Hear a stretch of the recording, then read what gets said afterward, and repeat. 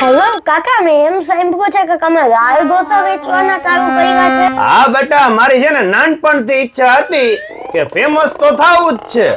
હા અંકલ, પણ આમાં કેવી રીતે ફેમસ ખવાય?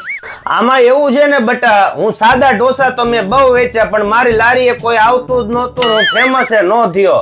પછી મેં ઘણા બધા વિડીયો જોયા, પછી મને એમ થયું લાય કંઈક નવું ટ્રાય કરવા દે, એટલે મેં જ્યારથી લાલ ઢોસા વેચવાના ચાલુ કર્યા ને, રોજ 7-8 ફૂડ બ્લોગર મારા વિડીયો ઉતારો આવે છે કે આ કાકાના લાલ ઢોસા ખાવા અવશ્ય ને અવશ્ય પધારજો. અત્યારે તો ભાઈ લાલ નહીં લીલા ઢોસા બનાવીને વેચું ને તોય હું ફેમસ થઈ જાય એવું છું. સોશિયલ મીડિયા ભાગે વિડિયો બનાવો છે. હા બેટા, ફોન મૂકજો, બીજા ફૂડ બ્લોગર આવી ગયા. સારું હાલો, આ બનાવી નાખો વિડીયો મારો, બનાવી નાખો, બનાવું લાલ ઢોસા.